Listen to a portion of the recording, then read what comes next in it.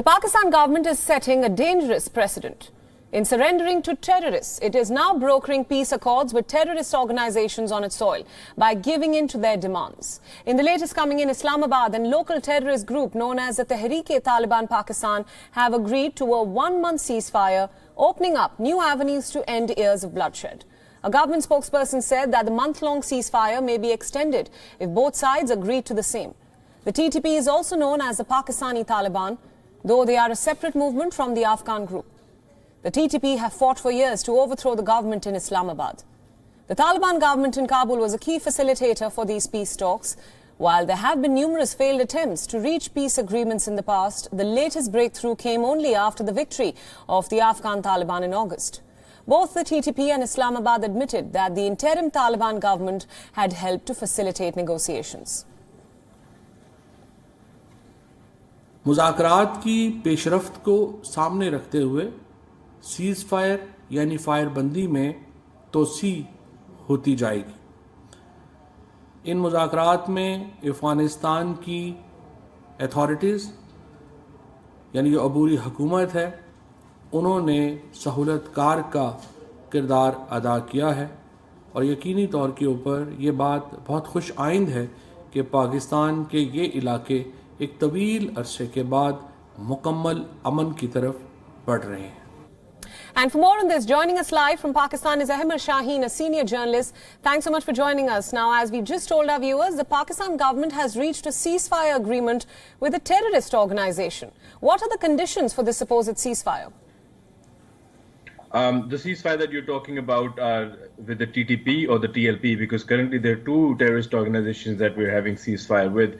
When it comes to the TTP, the Tehreek-e-Taliban, we were always told in Pakistan that Tehreek-e-Taliban Pakistan, the Pakistani Taliban, are the bad Taliban.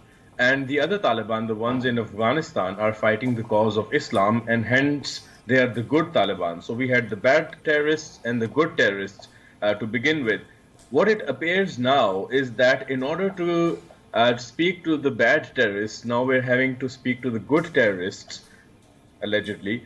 And right. These are the Afghan Taliban. So the Afghan Taliban, who are in power now in Afghanistan, who had nothing to do with the Pakistani Taliban, as we were told for years and decades, now we understand that they are being facilitated. The talks are being facilitated by the Afghan Taliban, and Pakistan is being given a guarantee by the Afghan Taliban that ceasefire will happen and there will be no attacks on Pakistan by the bad Taliban, which had nothing to do allegedly with the good Taliban.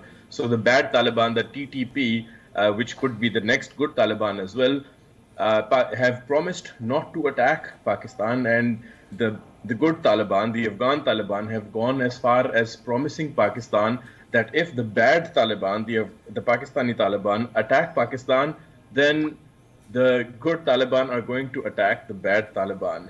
It is a mockery. Right. Ahmed, you're calling this a mockery. My next question is, what kind of precedent does this set for the future when a government essentially is negotiating with terrorists? I think it disappoints me as a Pakistani that my government has been and is negotiating with the terrorists. But let's look at what the rest of the world is doing as well. I'm not trying to be apologetic. Of course, I talk more about Pakistan because it hurts me more that Pakistan is negotiating with terrorists, asking terrorists for peace treaties.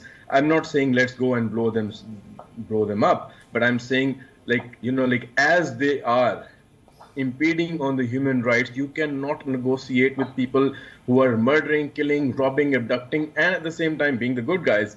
So I'm very disappointed with Pakistan, and I always am very outspoken about, the Tehreek-e-Labbaik Pakistan, the Tehreek-e-Taliban Pakistan, and other fascist or extremist or terrorist organizations that Pakistan negotiates with and agrees to their terms. But it's not just Pakistan this time. If we look at what happened, how the Taliban were able to control the whole of Afghanistan within a time of a snap, how quickly I can snap my fingers, everybody has a role in it. Everyone, every country that we can think of looked out for their economic interests, be it China, be it India, be it Pakistan, be it US, be it Russia. Everyone was betting on the horse that was supposed to win. And that horse, unfortunately, was a terrorist horse. So Pakistan's dirty role, Pakistan supported it more outrightly than other countries. But let's not forget, every country was betting on both sides of the race, especially on the Taliban taking control. Everybody wants a piece of the business that will be generated through murder and rape and abduction and breaches of human rights. So yes, I'm disappointed that Pakistan once again is talking to these murderers and terrorists and rapists. But let's not forget, this has become the norm of the world as we live in this world right now.